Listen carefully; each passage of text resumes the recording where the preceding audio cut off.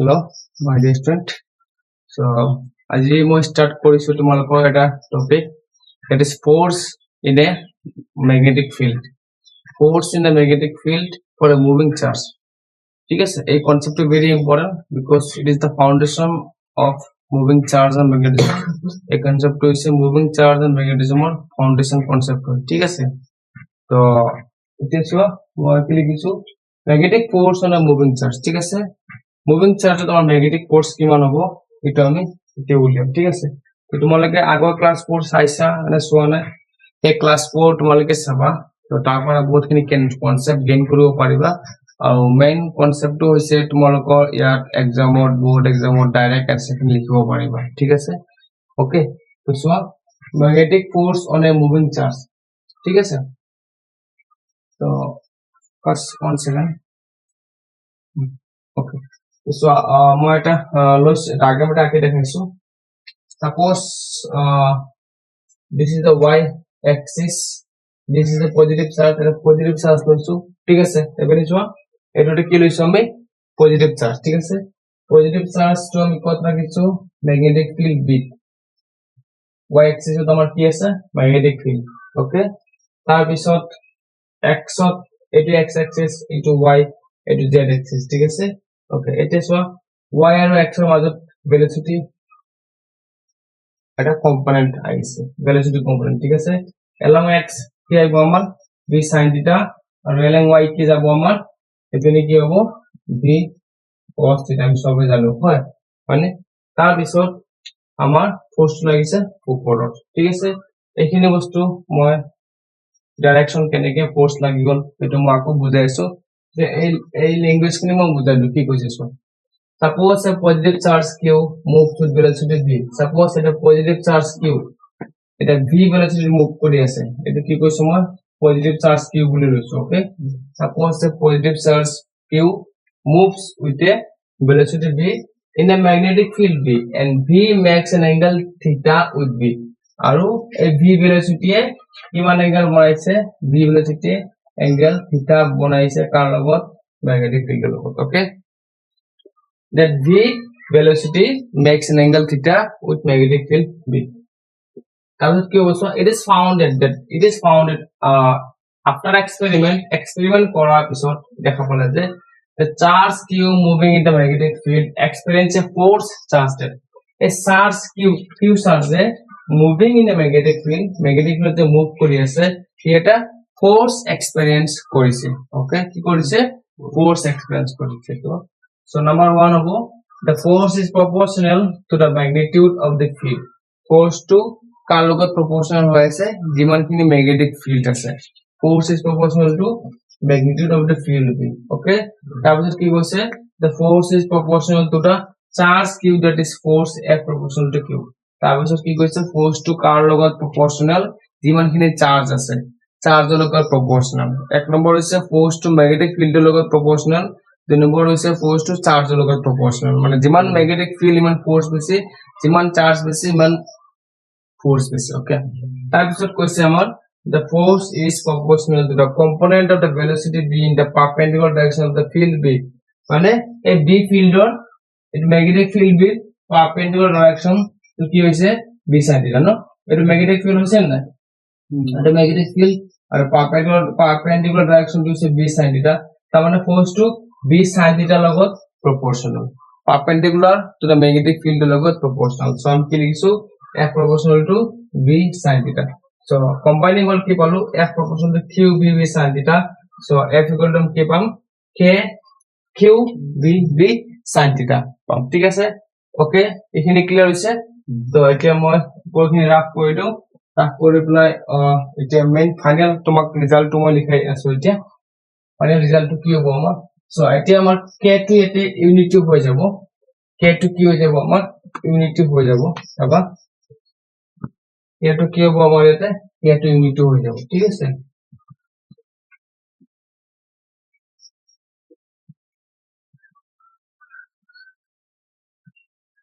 k2 কি হৈ যাব সো এতিয়া মই k কৰিম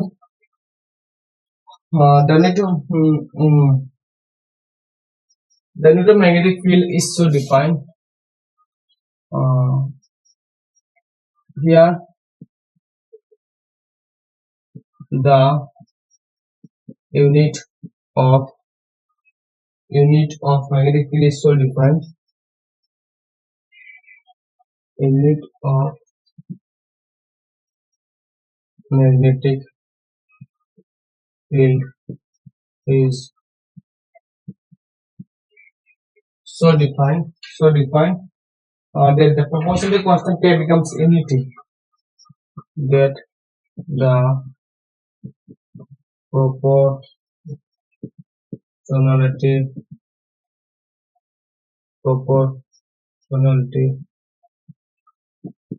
constant K becomes unity in the equation, that is F equal to K QB V sin theta. K equal to 1 is the unity. So force আমার কি বানাবো Q B V sin theta. এটা আমি sin theta হলে Q B cross V লিখব পারো. Okay, this is called our magnetic Lorentz force বুলি কয়. এটা আমি কি কো magnetic Lorentz force বুলি কো. The force reflects the charge particle sideways. এই force কি করেছো এই force কি করে এই force টি আমরা কি করিব what this force will do this force deflects the charge particle sideways deflect koribo and is called magnetic Lorentz force and is called magnetic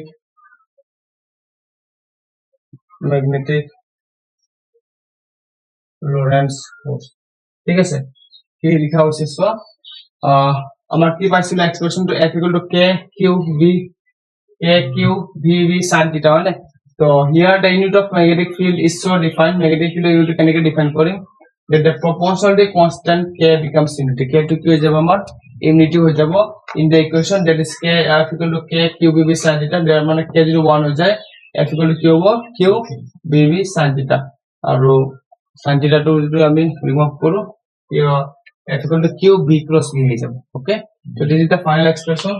This force deflects the charge particle sideways. এই ফোর্সটা কি করেছো charge particle to sideways deflect করে sideways and is called magnetic Lorentz force. এটা charge particle to এনেকে V হয়েছে না ঠিক আছে magnetic force এখানে charge particle to এনেকে যাব sideways deflect হয়ে যাব ঠিক আছে আর ফোর্স উপর আছে আমার ফোর্স যদি উপর আছে তেনলে sideways deflect হয়ে যাব ঠিক আছে সো এটা সো আমি এটা কিবা দেখাব পাৰো কি কয় লেফট হ্যান্ড ৰুল লগত ফ্লেমিংস লেফট হ্যান্ড ৰুল লগত ডাইৰেকশন টো লব পাৰো ফ্লেমিংস লেফট হ্যান্ড ৰুল লগত ডাইৰেকশন টো লব পাৰো so Fleming's left hand rule লগাই দিয়া তো ডাইরেকশন পাই যাবে এট সো এটা এই বুঝাবো F কি বুঝাবো ফোর্স ফ্লেমিংস লেফট হ্যান্ড রুলে কি বুঝাবো আমার ফোর্স এটু বি F B I এটু ম্যাগনেটিক ফিল্ড এটু কারেন্ট ঠিক আছে এটা তুমি চাবা যদি পার্টিকেল এনেকে মুভ কৰি আছে তার মানে কারেন্ট আমি এটু ডাইরেকশন পাম নাই কারেন্ট আমি কত পাম এটা যদি ভেলোসিটি হয় পার্টিকেলর তাহলে আমি এইটু ডাইরেকশন কারেন্ট পাম তো কারেন্ট ডাইরেকশন এটু লগাই দিলা যে ম্যাগনেটিক ফিল্ড কত আছে তোমার y axis আর ফোর্স কত লাগি আছে z axis উপর ফোর্স কত লাগি আছে z axis উপর এই তিনটা এটা আর এটার উপর পারপেন্ডিকুলার হয়েছে তিনটায় এটা আর এটার লগত পারপেন্ডিকুলার হয়েছে ফোর্সে বি লগত perpendicular B M R particular velocity লগত পারপেন্ডিকুলার ওকে ক্লিয়ার হইছে এটা তোমালোকৰ হ'ব যেটো ফ্লেমিংস লেফট হ্যান্ড রুল লগত আমি ডাইরেকশন টো উলাব পারছো এটো পার্টিকুলার ভেলোসিটি এটো ম্যাগনেটিক ফিল্ড এটো ফোর্স ওকে তো নেক্সট এটা আমরা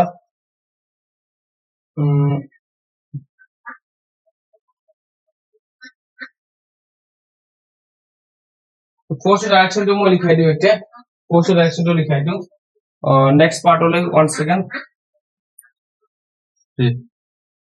so here vectors v and b lie in the xy plane vector v and vector v.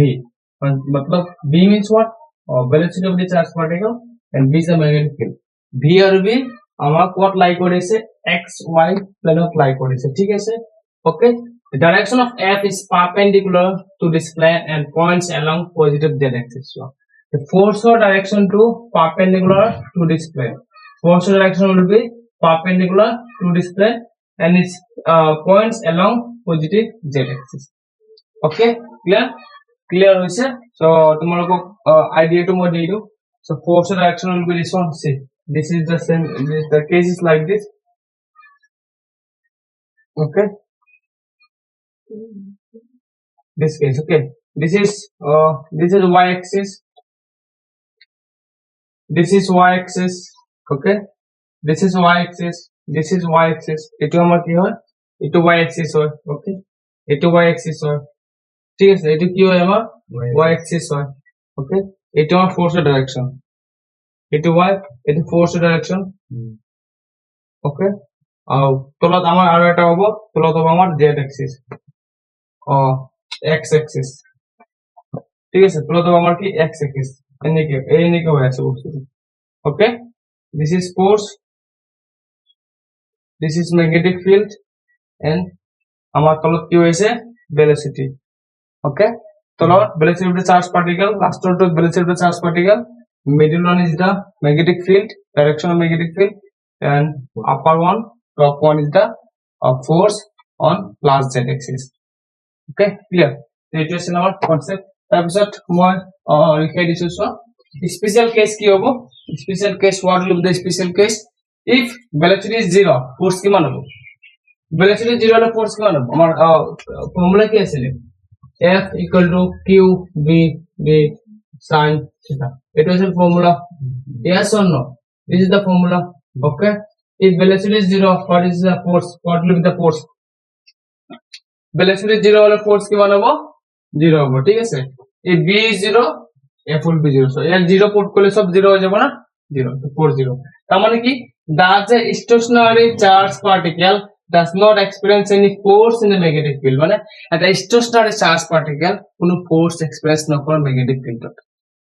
Velocity 0 মানে কি? Charge particle to stationary at rest. Velocity 0 মানে কি? Charge particle to stationary বা রেস্টত আছে।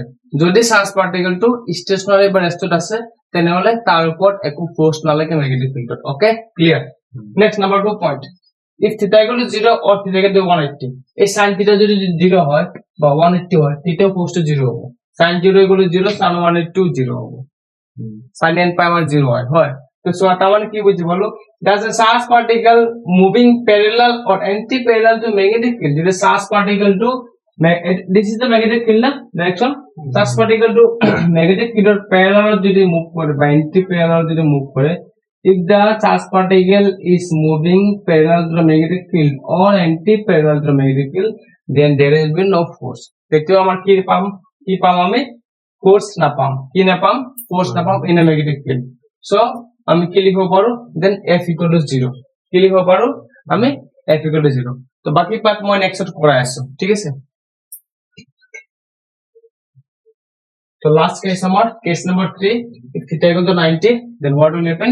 If theta equal to 90, then check theta যদি 90 হয়ে যায়, f equal to qbb sin 90. Sin 90 means 1. Sin 90 কি মান 1. So force equal to qbb পাইছো, qb into b. qb কি আমরা charge particle, charge of the particle, v is the velocity of the particle and v is the magnetic field. Thus charge particle experience the maximum force when it moves perpendicular to the magnetic field. যেতিয়া charge particle to perpendicular to magnetic field move করিব, charge particle to maximum force exert করিব। যেতিয়া charge particle to perpendicular to magnetic field move করিব, তেতিয়া maximum force experience করিব। কেনেকৈ বসো?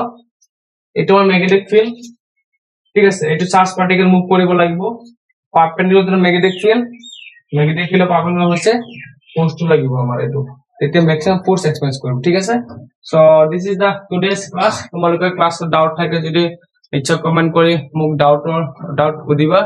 I will definitely respond in the comment sections for your doubt. So class তোমালোকে বাকি ক্লাসবোৰৰ কাৰণে stay connected with the channel. So thank you so much for today's class.